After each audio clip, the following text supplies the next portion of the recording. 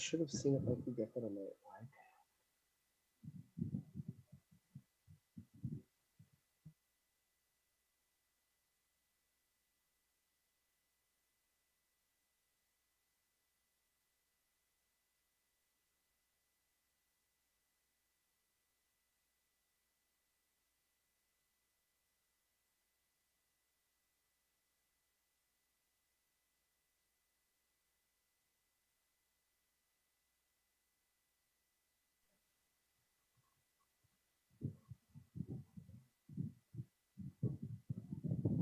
Hello?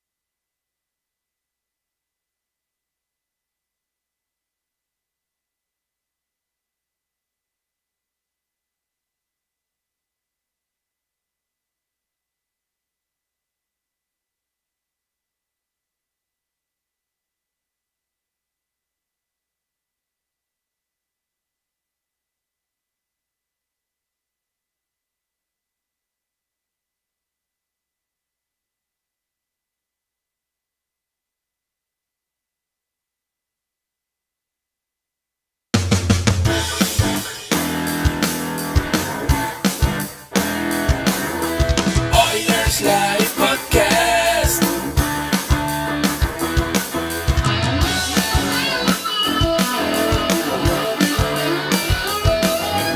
Oilers Live Podcast.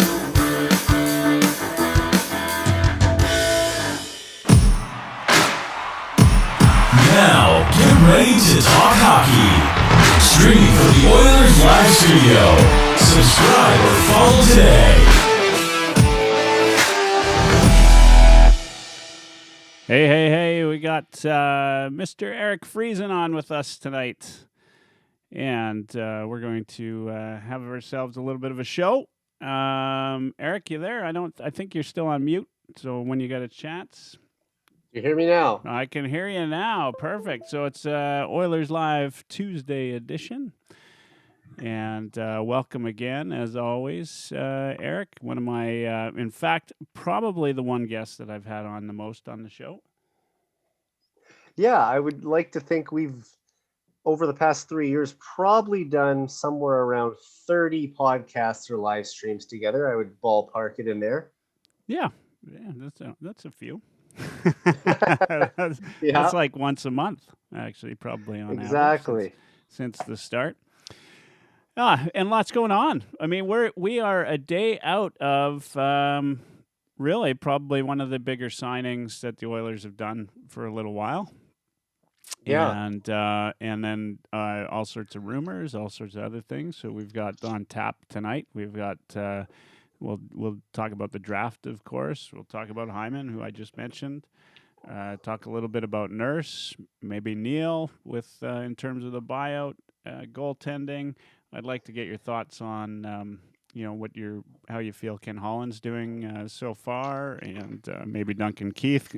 I've spent the last few weeks, of course, leading up to the draft, talking about all of the different prospects and that, which. Of course, as that came to fruition, none of it, as you'd expect in any draft, none of it was anything like what you expected. So there's that as well. So let's start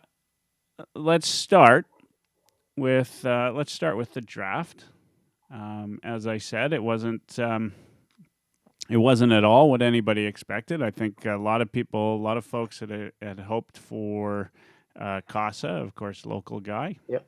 Right. He wasn't available, as we know. Yzerman traded up to get him, and then we traded down, and by trading down, we lost our opportunity at Wallstedt, and ended up with the fellow from Shawinigan, Xavier Burgot.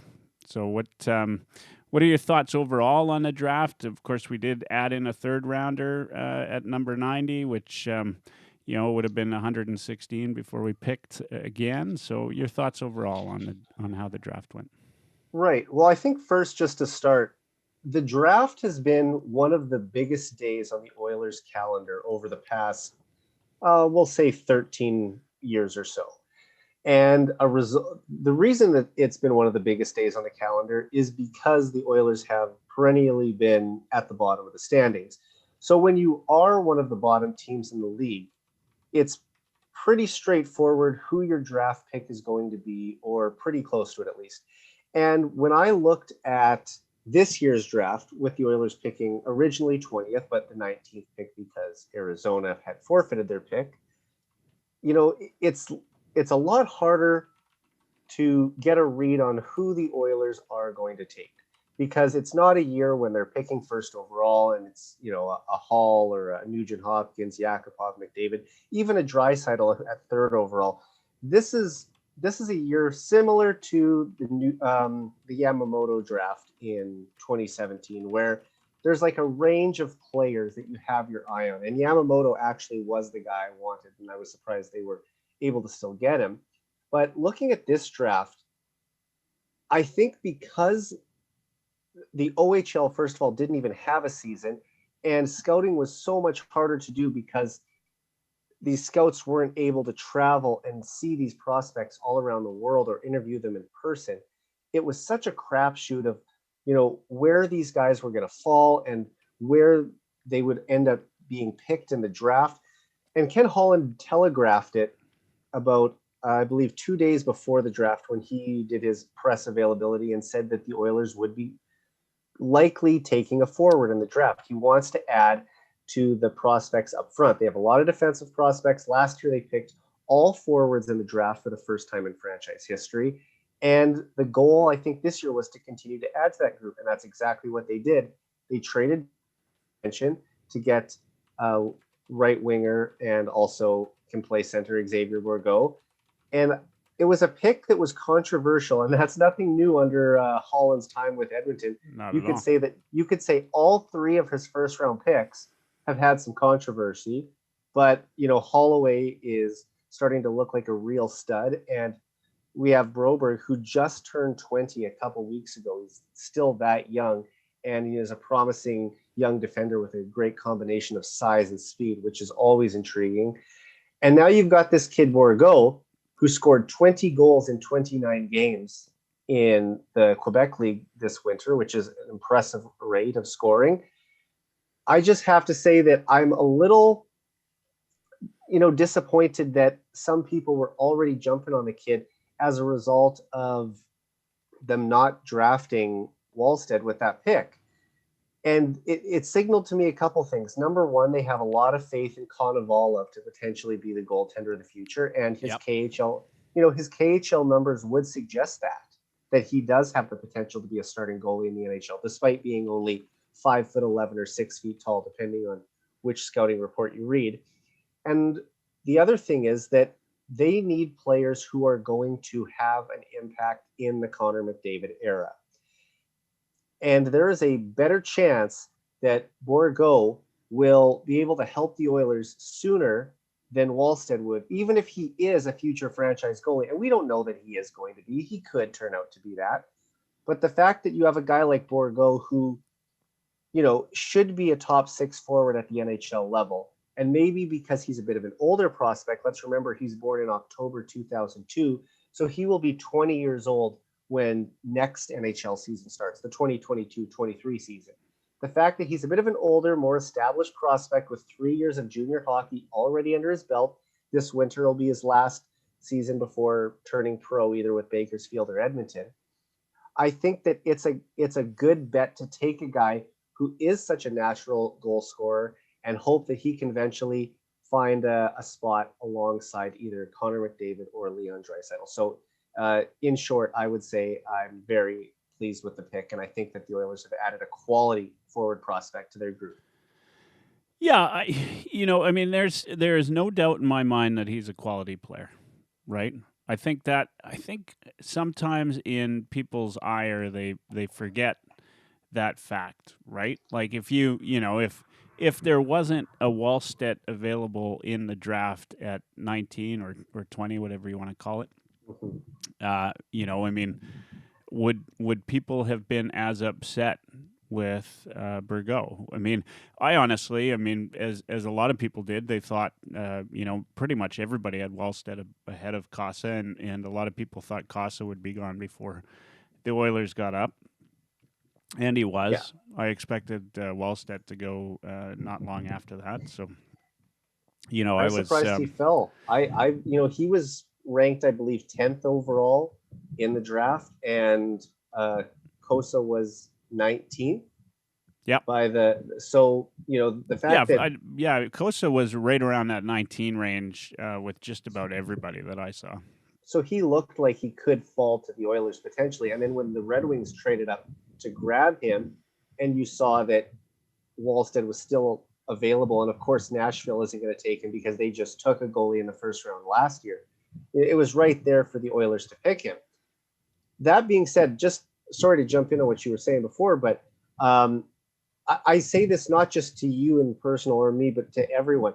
How many times have you watched Wallstedt play a full game, and how many times have you watched Bourgault play a full game? Well, that was the point that I was going to get to, right? I mean, there's a lot of folks out there, right, that just get mad, right? Like they heard that the Oilers should be taking a goalie. We hear And about all this. yeah, I they're mean, not even they're not even sure why that is, right? Or for that matter, if the some of the more followed Twitter folks or Instagram or Facebook or what have you, if they had said that we shouldn't take a goalie, then they would have been mad if we did. And right. that's kind of the way the fan base goes, and for the most part, I mean, it's a goalie is not going to show themselves, just as you said. Bourgault is more likely to settle in right away, Holland's got a couple of things up his sleeve. And I know this. I know you and I disagree on how effective Tippett is, and I think we're starting to diverge a little bit on Holland's effectiveness. Although I still think that Holland is an incredibly shrewd guy. He's done some things that I don't expect, and I'm not going to jump all in and say I love what he's doing, because there are certain things where I question, and we'll talk about Duncan Keith maybe Right. at some point, that I'm not overly happy with, and some questions that I have. Like, I think that he got taken to the cleaners on that particular trade, but at the same time, we've seen this over his tenure with the Oilers. He's patient, right? He's thoughtful in his approach, and he has a plan, and he's not afraid to stick to that plan, despite what anybody else around might say, and so I respect that, because I wish, after this episode tonight, I'm going to go and find out who said it, but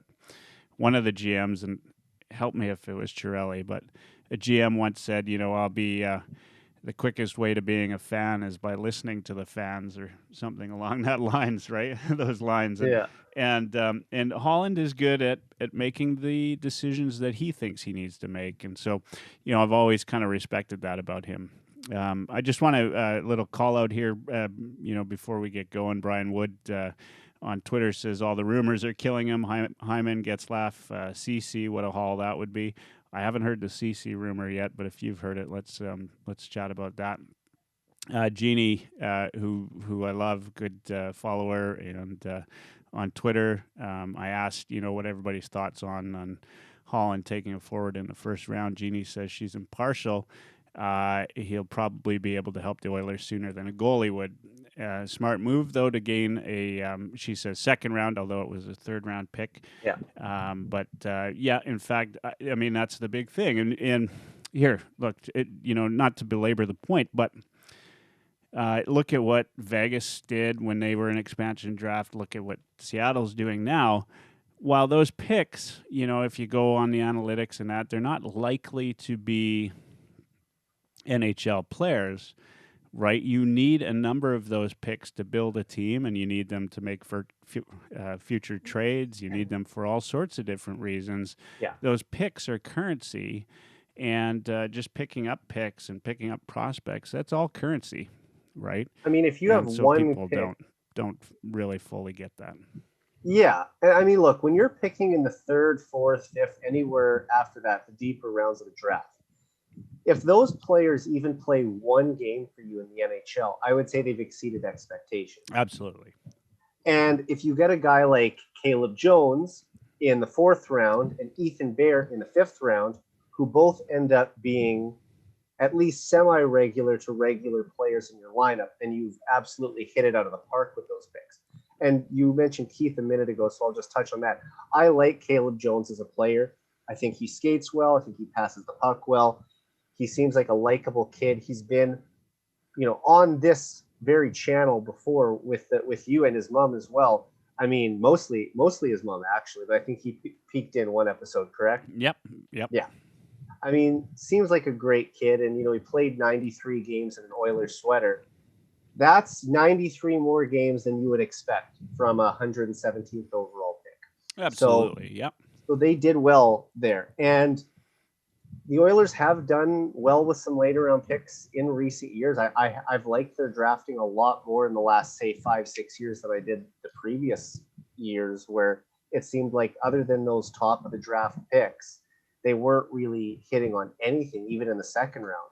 So, for the Oilers to now be trying to recoup some picks, like you said, with the trade, and, get back in the game a little sooner on the second day of the draft, I don't have a problem with that. They didn't get the highest grade overall. It seemed like a lot of the so-called draft experts didn't love their draft. The Bourgault pick seems to be pretty well received. I think he was picked right in the range where he should have been. And I don't know if you saw it, but I put out a tweet the other day showing which players drafted in the first round had the highest NHLE. And for those who don't know, NHLE means NHL equivalency, which basically suggests how difficult the scoring rate was in their respective league and how those points will translate to the NHL level. So if you look at it, Bourgault actually had the fifth highest NHLE of any player picked in the first round. The only ones ahead of him were Dylan Guenther, Matt Coronado, Chaz Lucius, and Cole Sillinger. So Xavier Bourgault's NHLE was actually 32, which means that he would be projected to score 32 points in 82 games as an NHL rookie. And, not everyone is going to be a Connor McDavid or a Leon Draisaitl. I mean, Leon had a bit of a slow rookie year. His second year in the league, he started to really break out. But you know what I mean? To score 32 points as a rookie is a pretty good total. And I think he could be a guy who's a 50-plus, if not higher point player from there. All I'm just saying is in terms of offensive potential, I think they got a really good prospect in Bourgault. So I don't think anyone should be lamenting this pick or really feeling bad about it. Sure, they might have not taken the guy that you wanted, but as good of a goaltender as Wallstedt might be, obviously the organization felt that acquiring some more skilled forward help who are going to come in on cheap contracts under $1 million during the McDavid era, that's a valuable asset in itself, isn't it, Michael? 100%, right? And I still.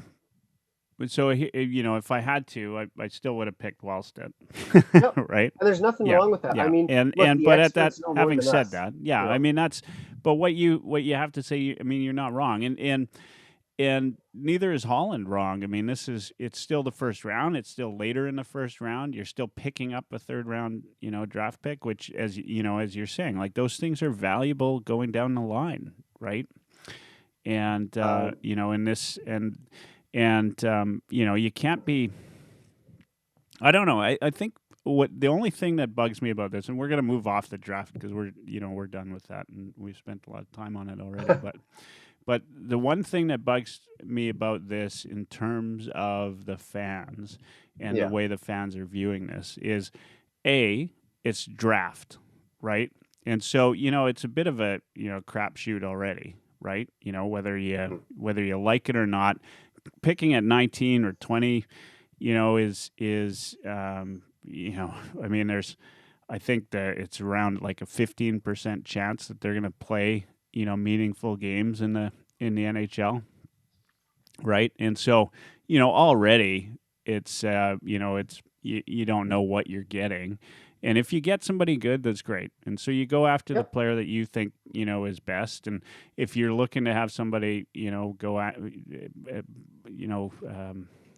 do something for your team immediately, that's going to be a forward. So anyway, long and short is there's way too much made of one pick in the Right. draft and how much and what it means for, Edmonton and for Ken Holland. And we heard Elliot Friedman talk about it recently, right? Which is that players are saying, "Hey, stay away from the north, right? Because you're going to be lambasted on social media. You're going to be those types of things that free agents look at when they're looking at teams and so I think at some point Oilers fans gotta look in the mirror a little bit and maybe calm down just a little bit in the areas where you should calm down. I And think also, there are absolutely areas where you could get upset. yeah. As a fan, you pay your money, you buy gear. Everybody knows I buy a lot of gear. Lots of reasons you could get tons, really upset. But the No, for draft sure. is honestly like, don't waste your time on it. Especially when they're 18 years old and it's the day of the draft. We can evaluate this draft 3 to 5 years down the line, but it's so tough on the night that these kids are being picked to analyze it too deeply. And also, if I can just say, just before we move on, while the Oilers' overall draft haul didn't get the highest grade, they did get some props for drafting Matvei Petrov in the 6th round, 180th overall. And he was the first overall pick in the CHL import draft last year. So this is a guy who could have top 6 potential in the NHL if he makes it. But it's a matter of, is he going to stay in Russia? Is he going to come over and play in the OHL for North Bay next year? There's some options out there. I just wanted to throw that in quick. Yeah, no, 100% agree. All right, let's move on to Hyman, and let's just. I don't think we need to spend a lot of time on this. This has been talked about a lot. We kind of. One of the things I'd like your thought on is, like Dubas not taking the deal. Like, what's your thought on that? I mean, as we're just talking about fans being upset with moves that are made or not made. If you're a Toronto fan, aren't you just question a little bit? I mean, Dubas, analytics guys love him because he seems to play the analytics game. But didn't the analytics game tell you, like, get what you can get? If you can get a third, I think it was a third round. I heard was one of the rumors, the third round. I think pick. It was even later than that.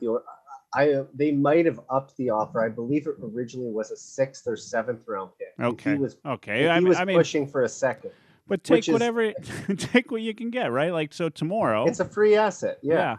I'm just, to me, it's baffling, and his suggestion, from what I saw, was that it helps the Oilers more from a cap percentage.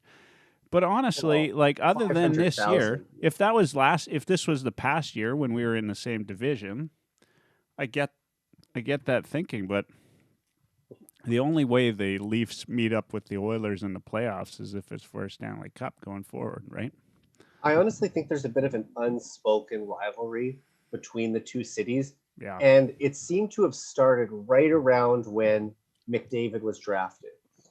To be honest, the Leafs really weren't a team that I thought about much before that. I know some people will say, "Oh, I've hated the Leafs forever because they've always, got the most attention or been on TV more than any other team." They weren't a team that I really felt strongly about one way or another up until sort of the start of the McDavid era, where they really started to. I felt like their fan base started to attack the Oilers fan base and the Oilers a little more. And I mean, at the end of the day, it's all fun, it's rivalry, it's whatever. But the constant commentary on McDavid wants to play in Toronto, he doesn't want to be an Oiler. At some point, that is just gonna stoke the fires of the rivalry, and I feel like those two cities have really sort of got something started over the last 4 years, and it looked like they were headed for a playoff clash in the second round this year, which would have been a very entertaining series to see McDavid and Matthews go up against each other. Unfortunately, we didn't get that, but you know what I'm saying. It's not a big rivalry, but maybe they did not want to trade with them in general. I'm not sure. I still don't get it, rivalry or not. It doesn't make any sense. And if love or hate Burke, but he was, I've heard him speak on these sort of topics lots of times. He said, you always wanted to make sure you got a win-win in any negotiation with other GMs, because you're going to be trading with them in the future. And certainly, if I'm Holland and I'm looking at Dubas down the road, I'm saying he's difficult to deal with, right?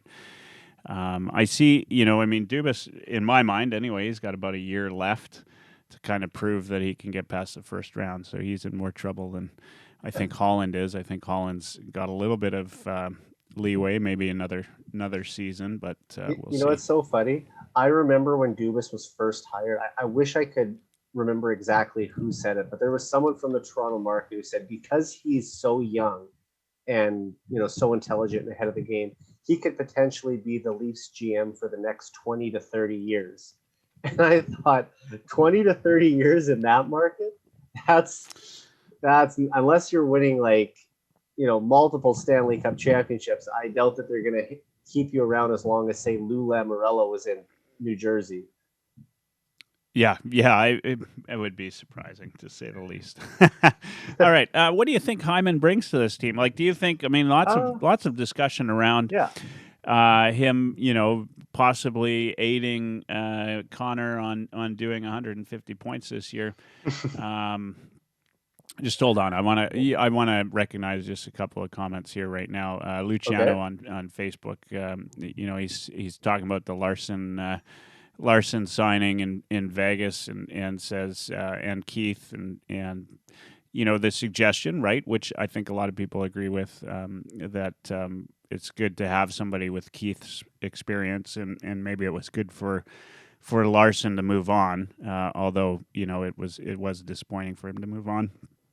The Oil Drop, good guy, who has also been a member of the show, says Dubas put his career on winning the Cup next year, which I think is 100%, right? Dubas has got the most unique, right, salary cap situation in the league, in terms of putting all of his money into a few assets, right? Yeah. And so, I agree with you. It's that's where his career is, and he's young enough, right, that it's not a big deal for him. Yeah. Yeah. And I sometimes wonder, first of all, about Hyman, why the Leafs couldn't get it done with him, why they couldn't make something work. I mean, this is a kid who's from Toronto. He's played his whole NHL career in Toronto over the past 6 years. You'd think that he would want to stay long-term and play his entire career there if possible.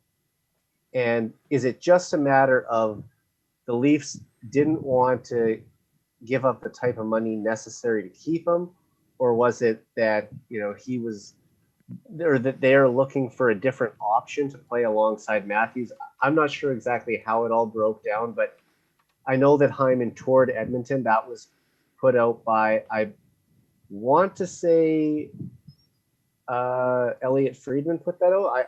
I'm trying to remember which insider had that, but he definitely toured Edmonton, saw the city, met with the GM, saw the building and the training facilities and everything. Yeah. Look, when we went into the free agent period, I wasn't sure who the Oilers were going to try and get as that long-term fit beside Connor McDavid. And to be honest, I thought, a guy like Gabriel Landeskog would be the ideal pick if they could get him, or even a Brandon Saad. Zach Hyman wasn't even really on my radar that much. That being said, when you look at the things that he brings, he might be a real asset to this team because he is such a gritty player. He brings some physicality. He can dig pucks out of the corner. He's got underrated playmaking ability. He's got decent hands. He goes to the nets and finishes. His finishing ability is excellent. A lot of those pucks that McDavid or possibly Draisaitl, whoever throws on net, he's going to bury them. It's almost like if they were able to get a bit of a faster version of Ryan Smith in his prime. And I'm not saying that Hyman is Ryan Smith, but there are maybe some similarities between the guys. And if you could bring a younger, faster version of Smith and put him beside Connor McDavid, that could be just a great fit. And if you look at Hyman, he's never scored more than 21 goals in an NHL season. However, over the past 3 years, he's averaged 28 goals per 82 games. So if you're asking what I would That's impressive. It is. So if you're asking what I would expect from Zach Hyman, I'm expecting 28 goals. That would sort of be, if you're playing first line left wing with Connor, even if you're not getting power play minutes, that should be the expectation, especially at $5.5 million. So, if to answer your, or it wasn't really a question, but about why he doesn't end up on the Leafs, I think it has more to do with, I think he asked, right? Like, I think he asked to talk to other teams, and Dubas said, "Yeah, go ahead, talk to other teams." And I think the reasoning was, likely anyway, is that when his agent spoke with Dubas, they wanted term, knowing that they could get term, right? Some stability for his life. He's, as he's going to get 7 years, right? And I think they knew in advance that was going to be, a potential on the market for him, and that he had that opportunity. Now, if you go 7 years on the Maple Leafs salary chart, right, that starts to eat into some of these big players that Dubas and the team's going to have to re-sign. And while Dubas is putting, there's a lot riding on this year, I think, for him, and I don't think Stanley Cup has to necessarily be the end result, but certainly a first round win needs to be there. I think that he, he's still got to worry about the future, and 3 years from now, in the 2024 season, he's got a couple of big contracts in Nylander and Matthews that are going to come up, and it's hard to say where the cap's going at this point, and so I would like to think that after a couple of years of the flat cap, we'll get back to the salary cap rate rising again. I mean, if you think about it, the league still, while it's not on the same level of popularity as some of the other bigger sports in the United States, it still has gained a lot of popularity since 2005, since coming back from the lockout. And I think that with the new TV deal regarding ESPN and TNT, as well as Seattle coming into the league, there is going to be an injection of money.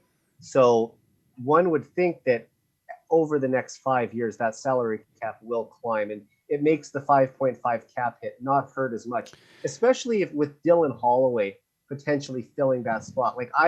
That's the one thing that I sort of worry about a little bit, is that what if Holloway a year and a half from now is ready to be a top line winger next to McDavid, and you've already kind of got Hyman in that spot. Well, now you have to look at potentially either having Holloway with Draisaitl, or maybe you move Hyman down with Draisaitl and Holloway goes up. And then, of course, Nugent-Hopkins then becomes your third line center, which is fine too. It's going to have to rejig the lineup a little bit with with Hyman and Nugent-Hopkins now signed to long-term deals. Yeah, 100%. I think though, at 5.5, things are. I think that's a manageable contract, right? And it doesn't. It's not like the Lucic contract, right? That is really sort of buyout buyout proof, right? And so I mean, it's 6%. It's 6% of the salary cap on Hyman. I think I can live with that. Yeah, and I mean, he's going to be a good, you would suspect a good player for at least 3 years, 4 years, and then you can make your decisions on him from there, right? I just think he's going to be loved in this town, though, because he is a gritty goal scorer. and those guys have always been loved by Oiler fans. What amazes me when you talk about Hyman is the amount of props the guy got around Leafs fans as soon as they knew that he was on the board for the Oilers, right? Like Leafs fans all over. All I heard is Oilers, you're gonna love, Zach Hyman. Like it just to talk. And you know what? I think if this team is constructed right, the nice thing is you got a guy like Hyman. I think he can go up and down, from 1 and 2, right? Like we might not see him stick with Connor. We might see him end up with Draisaitl, right? And I think a player like that, you have that capability, right? And so I'm looking forward to it. All right, Hyman is done. I know Brian Wood was talking about all the rumors earlier. One of those rumors is Nurse possibly nearing a 4-year extension. Your thoughts on that? And let's talk about defense at the same time. Yeah. Because we've got, lots of, Brian was talking about a lot of rumors being out there. Tons of rumors right now. Lots of discussion on Oilers Twitter around, whether, Bear might be going somewhere or, is Barry going to be, an Oiler again and what's going on that way. But let's start with Darnell Nurse. Now, I hadn't heard this rumor until you brought it up, and so the rumor is a 4-year extension? Yes. I don't believe that the details on the on the cap hit have been put out, but there were rumblings on Twitter today, I believe by Pierre LeBrun first, and then Elliot Friedman might have jumped on that as well, that the Oilers are in discussions with Nurse on a 4-year extension. Now, Nurse still has 1 year remaining on a 2-year deal that pays him $5.6 million per. And if you look at it, his 2 best friends on the team and the 2 best players on the team, Connor McDavid and Leon Draisaitl, are locked up for 5 and 4 years respectively. So this deal, if he were to sign a 4-year extension, would keep him in Edmonton as long as McDavid is here and 1 year less than Draisaitl.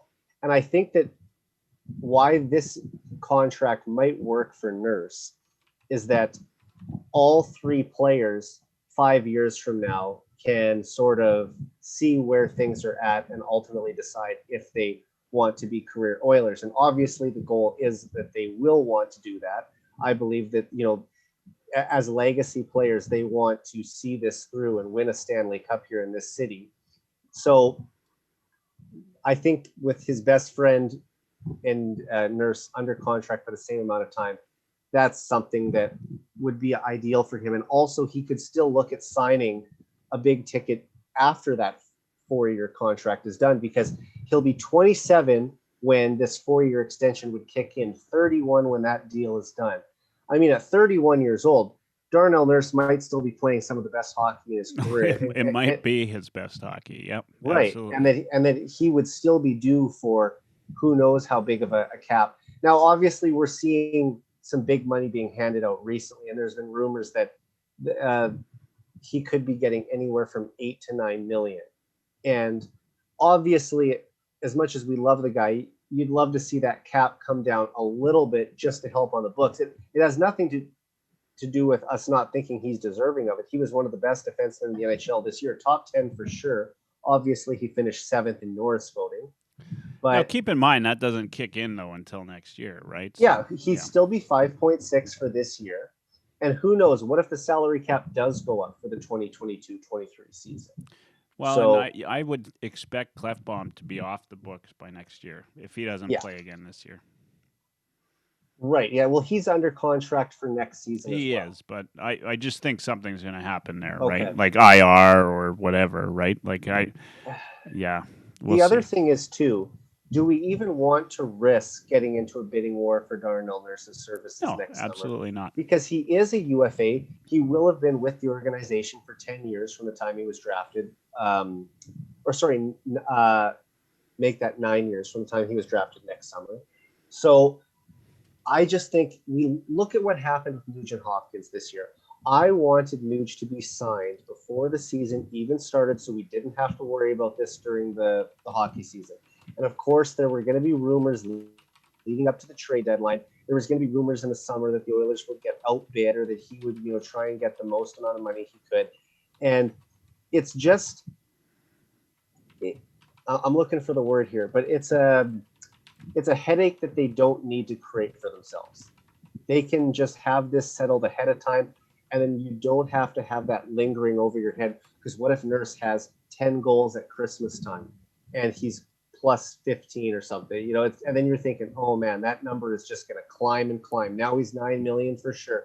And then the Oilers in his camp want to get into negotiations, and they're like, well, we'd really prefer to wait until the end of the season. So then those trade rumors are going to come up again in April. It's just, I would like to just have this contract out of the way, have the Oilers' three biggest core pieces. I guess you could even include Nugent as four, to have Nurse signed for multiple years, and then you can just build the team around them, because he's clearly the Oilers' number one defenseman now, and he's about to get paid like one. Yeah, I mean, it's here. I'm putting this tweet out right away here, but when you think about it, and you've got now, I think about you've got 4 seasons. Actually 5 seasons of McDavid left, right? And 4 seasons of Draisaitl. Yeah, and 4 seasons of Draisaitl. And you've got 5 seasons of Nugent-Hopkins, right? And you're going to have, 8 in total. But yeah, and you're going to have where they're all together. Yeah. But you're going to have, another 8 seasons of Hyman. And then potentially, if you get the Nurse extension done. So my question is, right, and none of these guys, right, the oldest of them is Nugent-Hopkins. I mean, Hyman, I guess, would be the oldest if he gets in there, right? But these guys are all, in the next 4 or 5 seasons, they're all going to be around that 31, year old mark, except for Nuge and Hyman. Mm-hmm. But that's a core that you can win a couple Stanley Cups with, right? Absolutely. Like that's a core that you can build around, and if you are seeing the salary cap, I'm already thinking Stanley Cup. Me too. If you see the salary cap raise over the next 4 or 5 years, I mean, this is a team. I mean, who knows what happens with Puljujarvi? He's still an RFA after next season, right? And guys like Holloway and McLeod, and those are some some. They'll have some bargain contracts buttons, for right? sure. Yeah, like that's the thing when you have the big ticket contracts. Bouchard. We're not even adding Bouchard in there yet. Bouchard has 2 years left on his entry deal at, I believe, I want to say $863,000. So, I mean, what happens if he is the Oilers' top power play quarterback while he's still on that contract? I mean, to have your power play defenseman and a guy with 50 to 60 point potential making under $1 million a year, those are the bargain contracts you need when you have guys like McDavid, Draisaitl, Nurse, Nugent-Hopkins under contract for bigger money. You have to have those cheap deals. And the Oilers need that second wave of talent to support them. They need Carter Savoy to come in and be a third-line goal scorer for them, or even higher. We'll see. They need Holloway to become a top 6 forward, Borgo to become a top 6 forward, Raphael Lavoie to become a middle 6 forward.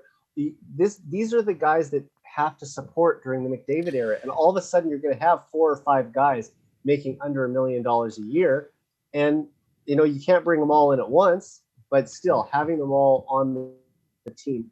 Yeah, and that's not counting the possibilities of free agency or trades or any of those things.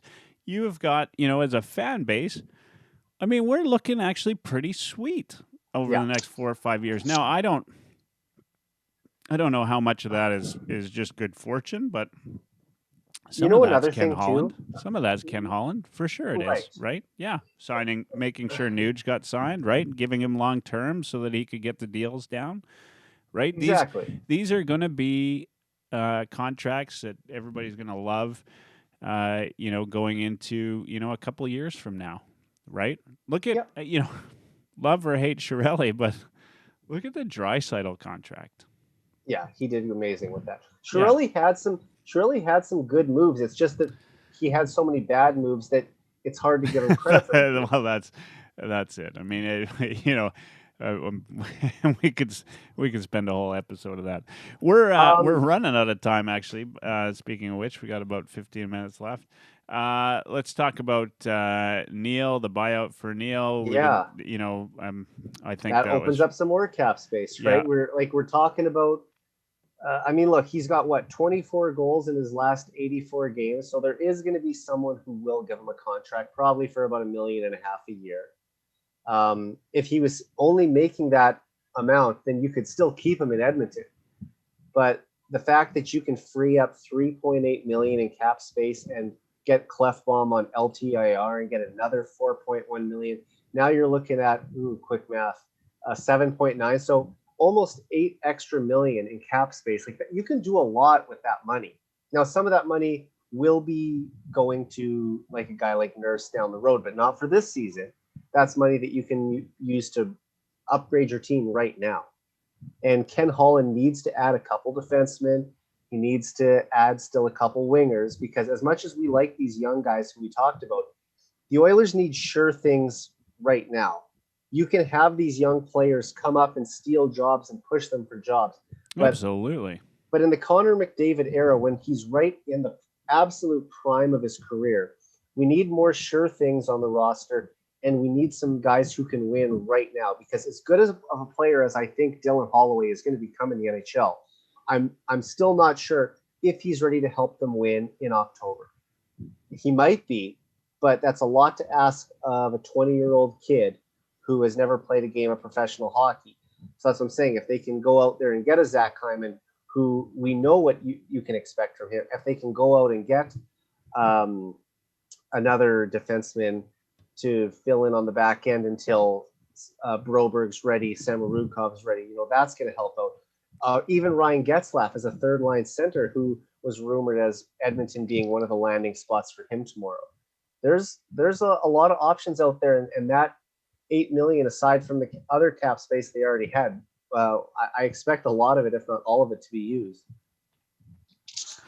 Yeah, they're gonna. I mean, there's lots of different things. Would you have bought Koskinen out? No, because I think if you bury him in the minors, you're almost getting as much savings, I believe. And also with Koskinen, there's only 1 year left on the deal. I would rather just suffer through, and maybe the suffer is not the right word, because I think Koskinen has had some good games in Edmonton.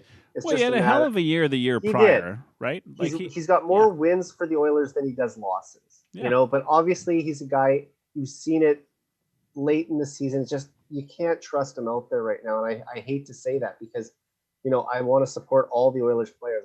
I'm not the type of fan who likes to get down on these guys, but just, I don't have as much faith in him right now. He doesn't inspire a ton of confidence with his recent play. And I would rather just get through one more year of him on the books than buy him out and have that lingering for 2 years. Let's just get through this year. Maybe they can trade him, even salary retained, whatever you got to do. But why extend this further? Now with the James Neal thing, you're looking at even more dead cap over the next 4 years. And like we sort of talked about, if that salary cap goes up, it makes it easier to stomach. But when you've got Neal on the hook for $1.9 million for the next 4 years, you don't need to add to that. Yeah, I mean, yeah, that part is interesting, right? I mean, yeah, right. You've only got the 1 year. My biggest concern with this team right now, obviously, is adding one more piece. I think the loss of Larson was a big deal, right? Obviously, but I think that they can find somebody. I love the one thing I loved about not the one thing. I think there are a few things that I like Francis did in Seattle, but that defense is going to be killer, right? Like, it's going to hurt. For anybody that's wanting to be in front of the net in Seattle, they're going to pay, right? That's a big defensive core. I would love to see the Oilers get a little bit of size in to replace Larson. And I don't know who that is, but if whether they do it early, I don't think you need a guy like that early in the season, but certainly in the come the deadline, that kind of guy, if he exists and he's available, certainly is worth it. And who knows what happens at the deadline this year, right? I think the one thing that I love about the way the Oilers are made. And is that this team, I think, finally has the makings of a core that will get us to the not to the finals, but get us to the playoffs every year. And the area that I'd love to see Holland improve upon is maybe making a little bit more of a splash at the deadline. In fact, I love his patience in the off season. Not giving too much away.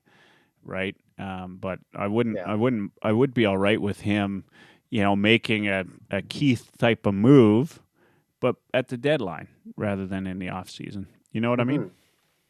Yeah, and look, I feel that we're at the point with a lot of fans that no matter what move Holland does, he's going to be criticized for it.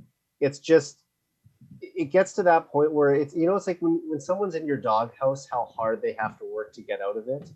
I'm not saying for you and I, literally, I'm pretty easy to forgive, but for a lot of people though, like if you've wronged them once or twice, it's just you have such a short leash, and I feel like even if Holland does make a good trade, the fans who were down on him won't really come out and applaud him for it. They'll be like, well, it's about time he finally made a good one.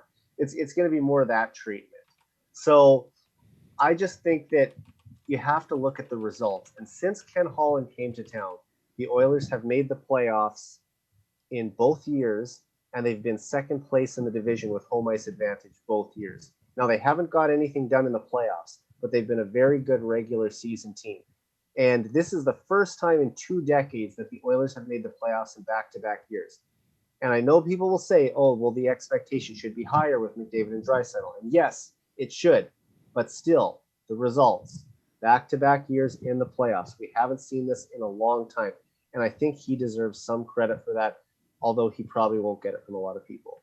Yeah, I'm, and I am in that boat. I'm not I'm not 100% going to give him credit for that, but yeah. But I know what you're saying. But who was the last GM to do that? The last GM to make the playoffs in back-to-back years was Glenn Sather. I mean, that's how long it's been. So, and coincidentally, though, gifted with a ton of talent, right? And I think as I suggested earlier, I mean, you with this core, which were all there prior, right? Mm-hmm. They're in that point of time that anything less than playoffs would be pure mismanagement. Yes, right? The Oilers have to make, I think the Oilers have established that over the past 2 years that they are a perennial playoff team, or they should. That's making the playoffs is the absolute bare minimum. That is the bar. I think we can even go higher than that. Like I said, with the Oilers having back-to-back second place finishes in the division, that should almost be the bar, like the bottom bar. You either win the division, which you should aspire to and aim for, or at worst you finish second. They need to be at least a top 2 team in the Pacific if you're going to win a Stanley Cup. You can't have Seattle finishing ahead of you, Calgary finishing ahead of you, Vancouver. These teams you have to leave them in the dust basically as you push towards winning a championship. Yeah, exactly. I mean, that's the and that's the next step, right? Let's talk about quickly before we go. We've got a couple minutes left. I didn't hear the CC rumors. Did you hear this today? Just barely that Edmonton was one of the potential options for him, but doesn't sound like anything's imminent. Now, Getzlaf. This is, by the way, Getzlaf is exactly the player I've been screaming to have on the Oilers, right? Yeah. Like a Corey Perry, Getzlaf, right? Patty Maroon, real character, gritty. Can really, he's the kind of guy you talk about in the Well, playoffs. I mean, there are just so many things that I see Getzlaf brings to this team. That would be awesome. I know LeBrun was one of the ones that said potentially Edmonton, Montreal, Dallas, and Boston were his. It seems to me though, and I'll say this: every time somebody like Getzlaf goes on the market, Edmonton comes up in conversation, right? yeah. And so I think a lot of it is just Oilers fans, suggesting that, hey, we'd love to have a player like that, and whether or not I could see Getzlaf, Well, at least having a conversation. I just don't know that, coming from California and playing at Edmonton would be I mean, he is right from up his alley. Regina, so the cold weather isn't anything new to him. But No. obviously, He's when got you a Calgary connection too, obviously, Right. playing the Hitmen. But when you've been in Anaheim for the past 16 years, I expect that that's probably where he's going to retire and live after he's done playing hockey. But for him to come up in Edmonton for a year or two and try and win one last Stanley Cup, I mean, the guy is 36, and it's unlikely that if he stays in Anaheim, he's ever going to win another one. And he might be content with that, to just stay where he is and go end to end with one organization. And I think people would still respect that if he did that. But if he does want to try and chase one last cup, then the Oilers would be a great option for him. And to come into a team with Duncan Keith, who he knows from Team Canada, so there's a little bit of a connection there. I believe that, playing with McDavid and Draisaitl would be enticing to a guy like that, who he can pass some veteran leadership and mentorship off to those guys and, show them what it takes to win in the playoffs and just be around elite players who give him a chance to win another cup. I think these are all really intriguing things for someone like that. And he might still see Boston as a better fit, Montreal, Dallas, but other than Dallas, Edmonton's the closest to Anaheim. It would only be either one flight or two flights away. So if he has to go home for the Olympic break to visit, or at Christmas or something, just makes it a little easier to go visit family, especially as the borders, open up a little more. And I don't know. I just think that would be an ideal third line center for them if they could make it work. It all just comes down to term and dollar at the end of the day. Yeah. Exactly that, right? I'd be curious what, if he's having those discussions today, whereabouts they end up. The interesting thing for Oilers fans out there, if that were to happen, is if the Oilers were to go a little bit deeper into the playoffs, I'd be curious if Kessler would cheer on the Oilers or not. Well, Tyler Campbell, who I've had on my podcast before, he runs his own podcast as well. Yeah, Soups. He posted. I want to see if I can find the exact tweet that I commented. He said, "I would love to see Getzlaf as an Oiler. I won't believe it till I see it. If it were to happen, though, I would guess Corey Perry is next in line with them." Can you imagine Ryan Getzlaf and Corey Perry in an Oilers jersey? Honestly, I wouldn't know how to feel at first.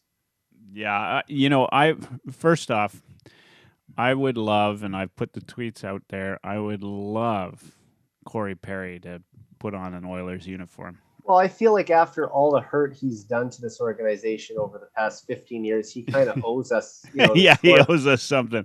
Yeah, you know what? I hate the player only because he's not an Oiler.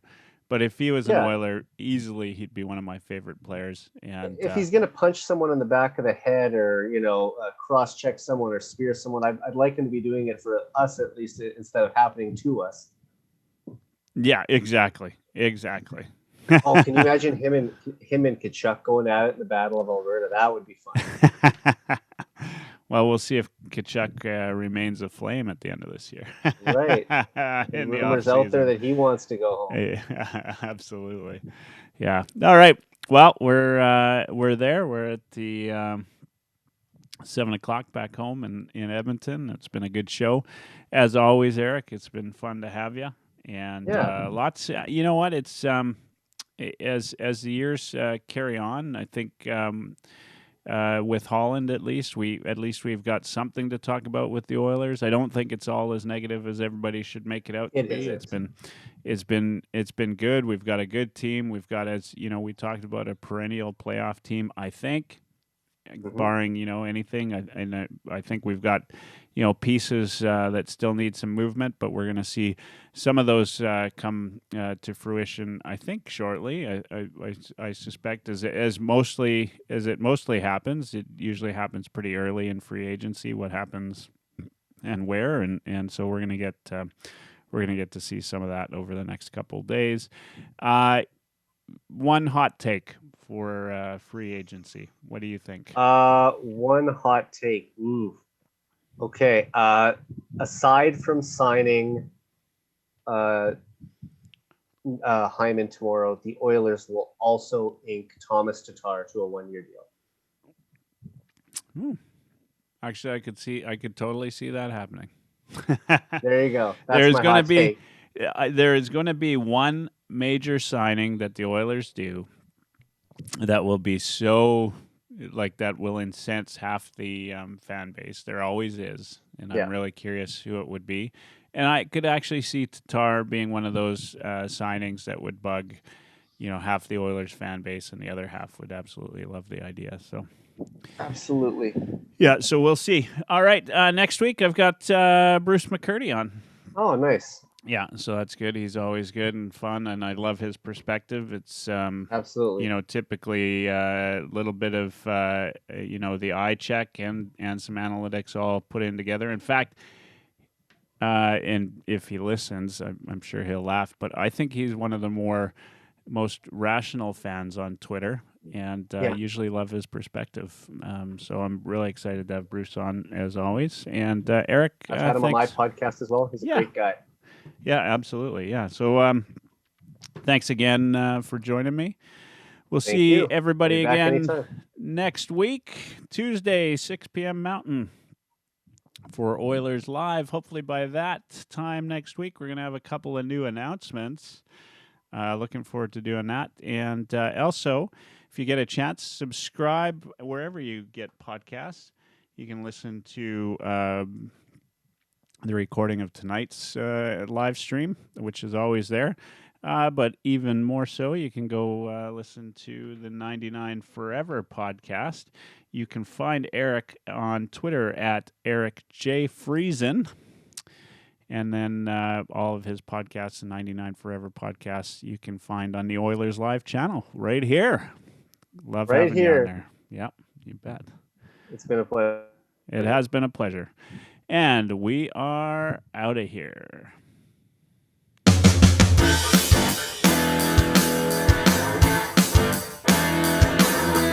Oilers Live Podcast.